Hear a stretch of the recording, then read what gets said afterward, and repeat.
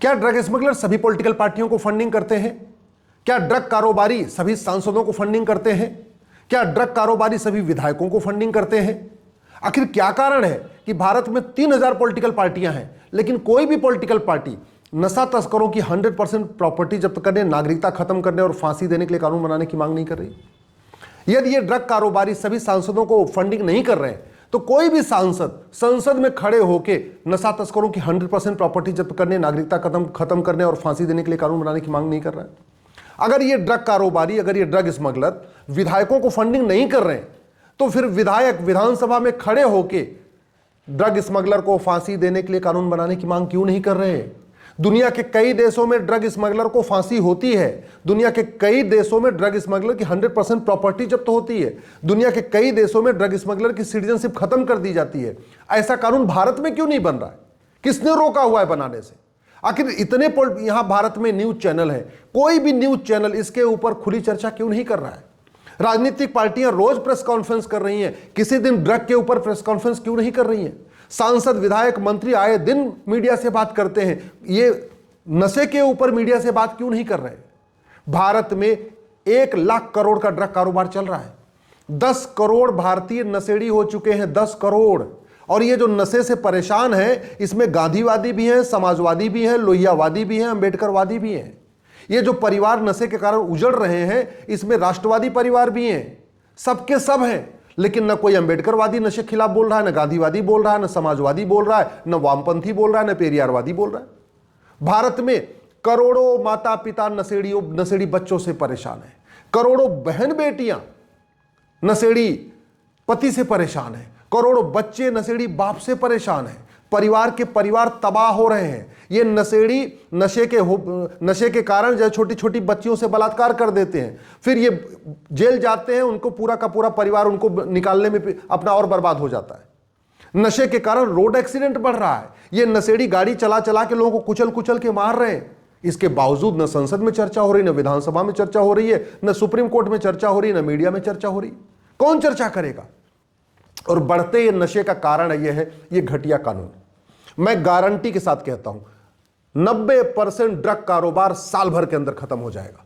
मैं पूरी जिम्मेदारी के साथ कहता हूं ये जो ड्रग कारोबारी है, ड्रग स्मगलर, ये भारत छोड़ के भाग जाएंगे और नहीं तो नशे का कारोबार बंद कर देंगे। 90% ड्रग कारोबार को मैं 1 साल के अंदर खत्म करने की गारंटी कर लेता हूं। बस इस घटिया कानून को बदला जाए। ये भारतीय न्याय संहिता में एक नया चैप्टर जोड़ा जाए, offence relating to drug smuggling. इसमें सेक्शन 111 को बदला जाए और जहां पे ऑर्गेनाइज क्राइम डिफाइन किया हुआ है उसमें ड्रग स्मगलिंग करना, ड्रग एक्सपोर्ट करना, ड्रग की सप्लाई करना, ड्रग से जो भी रिलेटेड है उसको ऑर्गेनाइज क्राइम डिक्लेयर कर दिया जाए। सेक्शन 113 इसमें एक्ट ऑफ टेररिज्म है। बस केवल इतना करना है कि ड्रग कारोबार को, ड्रग स्मगलिंग को एक्ट ऑफ टेररिज्म डिक्लेयर करना है, क्योंकि आतंकवाद है। आतंकवादी तो कुछ लोगों को, गिने चुने लोगों को मारते हैं। आतंकवादी तो 20 लोगों को मारते हैं, 50 लोगों को मारते हैं। और ये ड्रग कारोबारी तो भारत में हर साल लाखों लोगों को मार रहे हैं। नशेड़ी छोटी छोटी बच्चियों का बलात्कार करके मार रहे हैं। किसके कारण? नशे के कारण।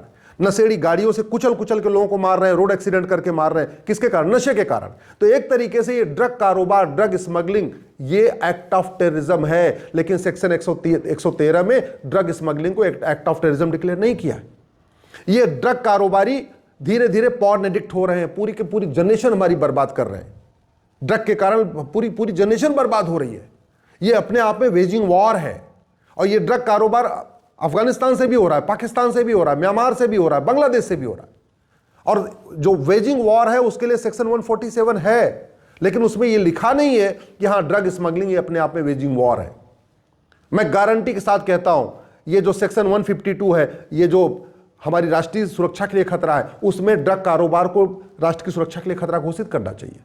ये अपने आप में हमने एनएसए बना रखा है, नेशनल सिक्योरिटी एक्ट बना रखा है, लेकिन इसमें लिखा ही नहीं है कि ड्रग स्मगलिंग हमारी राष्ट्र की सुरक्षा के लिए खतरा है। हमने अनलॉफुल एक्टिविटी बना रखा है, यूएपीए बना रखा है, हमने इसमें लिखा ही नहीं है कि ड्रग स्मगलिंग करना, ड्रग होर्डिंग करना, नशा बिकवाना ये अपने आप में अनलॉफुल एक्टिविटी है। हमने ड्रग कारोबारियों का narco polygraph brain mapping test अनिवार्य करने के लिए आज तक कानून बनाया नहीं। हमने ड्रग कारोबार पूरा का पूरा हवाला के जरिए होता है, लेकिन हवाला विरोधी जो मनी लॉन्ड्रिंग एक्ट है इसको आज तक हमने बदला ही नहीं। पूरा का पूरा ड्रग कारोबार ब्लैक मनी से होता है, लेकिन ब्लैक मनी एक्ट को हमने बदला ही नहीं। पूरा का पूरा जो है ड्रग कारोबार बेनामी लेन देन से होता है, बेनामी वाला कानून हमने आज तक बदला ही नहीं। पूरा का पूरा जो है ड्रग कारोबारी हवलदार को, थानेदार को, सबको पैसा दे दे के अपना काम करते हैं। एक पंजाब का तो डीआईजी पकड़ा गया, डीआईजी भुल्लर, वो क्या कर रहा था? ड्रग कारोबारियों की मदद कर रहा था। और ये क्यों कर रहा है? क्योंकि हमारा प्रिवेंशन ऑफ करप्शन एक्ट वहां घटिया है, वहां सड़ा हुआ है। दुनिया के कई देशों में भ्रष्टाचार जघन्य अपराध है। चीन में भ्रष्टाचारियों को फांसी होती है, चीन के कई मंत्रियों को फांसी हो चुकी है, चीन के कई सांसदों को फांसी हो चुकी है, चीन के कई गवर्नमेंट इंप्लॉइज को फांसी हो चुकी है। भारत में आज तक कुछ नहीं हुआ। क्यों? क्योंकि हमारा कानून घटिया, हमारा सड़ा हुआ है। ईमानदारी की बातें हो रही हैं, लेकिन भ्रष्टाचार के खिलाफ कठोर कानून नहीं बनाया जा रहा। चीन में, दुनिया के कई देशों में ड्रग कारोबारियों की सिटीजनशिप खत्म कर दी जाती है। हमारे पास सिटीजनशिप एक्ट है, इतना घटिया, इतना सड़ा हुआ है, आज तक किसी ड्रग कारोबारी की सिटीजनशिप खत्म नहीं हुई। आज तक हमने एक यूनिफॉर्म पुलिस कोड नहीं बनाया, पुलिस चार्टर लागू नहीं किया कि पूरे देश की पुलिस एक जैसे ड्रग कारोबारियों के ऊपर टूट पड़े।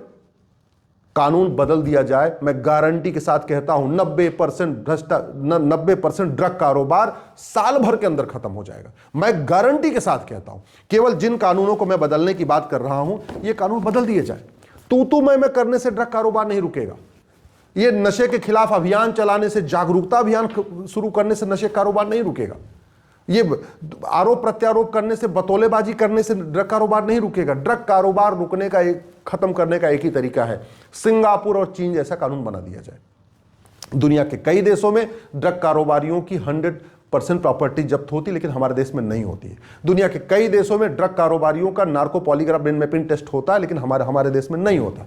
दुनिया के कई देशों में जो ड्रग स्मगलिंग करते हैं उनकी सिटीजनशिप खत्म कर दी जाती है, हमारे देश में नहीं होती है।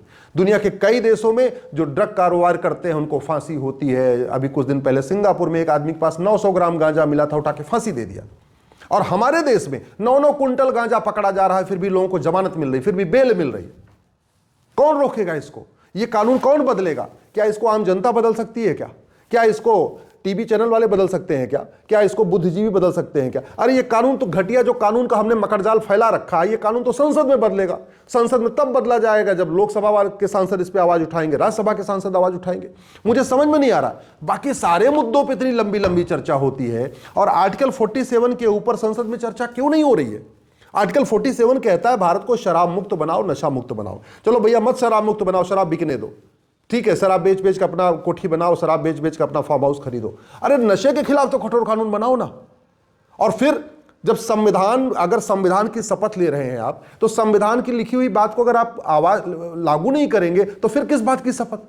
संविधान की शपथ लेने के कारण ही वेतन मिलता है, भत्ता मिलता है, गाड़ी मिलता है, बंगला मिलता है।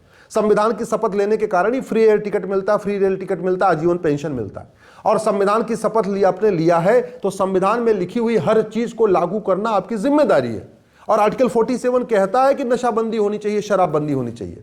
बाबा साहब अंबेडकर भी यही कहते थे कि नशाबंदी शराबबंदी हो, इसलिए आर्टिकल 47 आया। लेकिन कोई अंबेडकरवादी आर्टिकल 47 लागू करने की मांग नहीं कर रहा है।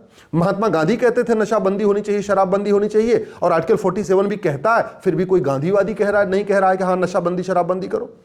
कोई पेरियारवादी नहीं कह रहा नशाबंदी शराबबंदी करो। और सबसे आश्चर्य की बात, वंदे मातरम, भारत माता की जय बोलने वाले राष्ट्रवादी भी नहीं कह रहे नशाबंदी शराबबंदी करो। कोई राष्ट्रवादी भी नहीं कह रहा है कि इन घटिया कानूनों को बदलो, सिंगापुर जैसा कानून लाओ, चीन जैसा कानून ले आओ, कठोर कानून बनाओ, इन भारत को नशा मुक्त बनाओ। इतनी समस्याएं बढ़ती जा रही हैं, डिप्रेशन बढ़ रहा है, आत्महत्या बढ़ रही है।